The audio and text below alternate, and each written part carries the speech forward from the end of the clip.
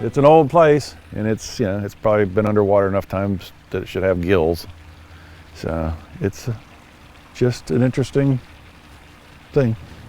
It's interesting but messy as the Ohio River goes down and leaves behind tons of mud.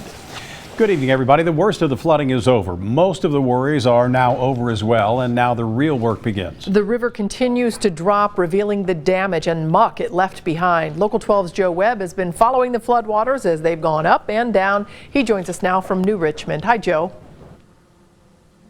Hey, Cammie, you can see behind me the water is still on Front Street here in New Richmond, but believe it or not, it's actually dropped a couple of feet. But you can see here on this sidewalk and this debris line where it left its mark. Not everyone in New Richmond got hit hard, but everyone is pitching in to help.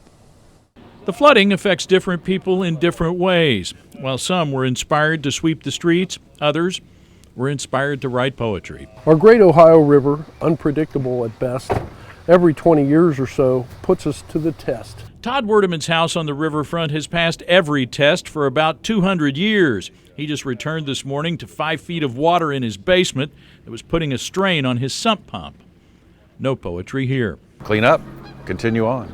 This is, it's not a problem. It's just, you know, it's water. We have flood insurance. We can swim. We're good.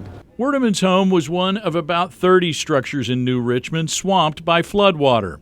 Many streets are still flooded, and most are just now assessing their damage. They've got help with the cleanup. 2 Lowe's stores sent buckets, bleach, trash bags, towels, mops, and gloves to anyone who needed them. The game plan is to distribute some of these cleaning kits today, and as the waters recede, come back with a group, probably about 20 to 40 volunteers, just to get into the homes and help some of the folks clean up. On Front Street, business owners were hosing the mud and silt back into the Ohio River today. Several stores took in floodwater and will not get power and gas back for a few days. The Front Street Cafe dodged a bullet. The river got to the door, but not inside. The basement, well, that's a different story. But they expect to be back open on Friday. We feel the best way for us to assist the communities to get back open as quickly as possible, because this cafe is the gathering spot for our community. They'll have live music.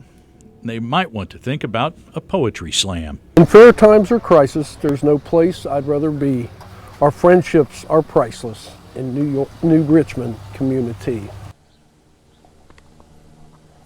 Now, the village administrator here in New Richmond says that things really went well in the community because for a couple of reasons. He said, first of all, it only got to about 59 feet here. And second, he says residents were prepared and they did exactly what they needed to do. Still keeping a close eye on the river here as rain is moving in later in the week. They're hoping that really the rain is just nice and gentle and washes a lot of this junk back into the Ohio River. Got an update, though, on Front Street Cafe. Just talked to Bob at Front Street Cafe. He says they're going to be open for lunch tomorrow. So they've got everything taken care of. They're going to be open for lunch.